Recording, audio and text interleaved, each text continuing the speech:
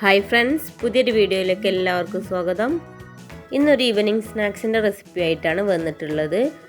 വൈകുന്നേരങ്ങളിൽ പെട്ടെന്ന് തന്നെ തയ്യാറാക്കിയെടുക്കാൻ പറ്റുന്ന ഒരു ഈവനിങ് സ്നാക്സ് ആണ്. അപ്പോൾ അതിന് വേണ്ടിയിട്ട് ഞാൻ 5 മുട്ട ബോയിൽ ചെയ്തെടുക്കുന്നുണ്ട്. ഇനി ബോയിൽ ചെയ്തിട്ടുള്ള മുട്ട ഒന്ന് എടുത്തിട്ട് അതിൻ്റെ യെല്ലോ ഒന്ന് സെപ്പറേറ്റ് ആക്കി എടുക്കാം. അപ്പോൾ ഇതേപോലെ സെപ്പറേറ്റ് ആക്കി എടുത്തിട്ടുണ്ട്. ഇനി ഈ ഒരു സ്നാക്സിലേക്ക് ഒരല്പം ചമ്മന്തി ഉണ്ടാക്കിയെടുക്കണം.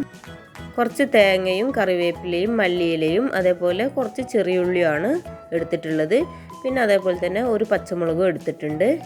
ഇനി ഇതെല്ലാം കൂടി ഒന്ന് മിക്സിയുടെ ജാറിലിട്ടിട്ട് നന്നായിട്ടൊന്ന് അടിച്ചെടുക്കാം. നമ്മൾ ചമ്മന്തിക്ക് അരച്ചെടുത്തിട്ടുണ്ട്. ഇനി നമ്മൾ മുട്ടയുടെ മഞ്ഞയിലേക്ക് ഈ ഒരു ചമ്മന്തി ചേർത്ത് നന്നായിട്ടൊന്ന് മിക്സ് ചെയ്തെടുക്കുകയാണ് ചെയ്യുന്നത്.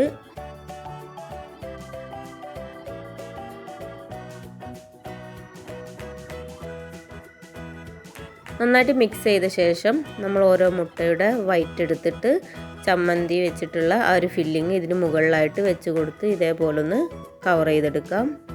ഒരു ഭാഗം മാത്രമാണ് നമ്മൾ ഈ ഒരു ഫില്ലിങ് വെച്ചിട്ട് കവർ ചെയ്തെടുക്കുന്നത്. ഇനി നമുക്കിത് ഫ്രൈ ചെയ്തെടുക്കണം. അതിന് വേണ്ടിയിട്ട് 2 മുട്ട പൊട്ടിച്ച് വെച്ചിട്ടുണ്ട്. അതിലേക്ക് ഒരല്പം കുരുമുളക് പൊടിയും ഉപ്പും കൂടിയും ചേർത്ത് കൊടുത്ത് നന്നായിട്ടൊന്ന് മിക്സ് ചെയ്തെടുക്കാം.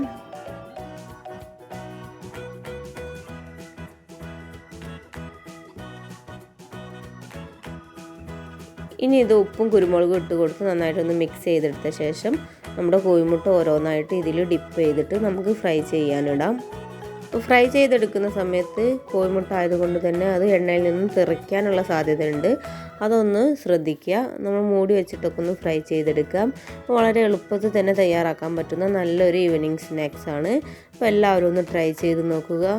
അപ്പോൾ ട്രൈ ചെയ്ത് നോക്കുന്ന സമയത്ത് നിങ്ങളുടെ ഫീഡ്ബാക്കൊക്കെ ഒന്ന് കമൻറ്റ് ബോക്സിൽ അറിയിക്കുക. വീഡിയോ ഇഷ്ടപ്പെട്ടിട്ടുണ്ടെങ്കിൽ ലൈക്ക് ചെയ്യുക.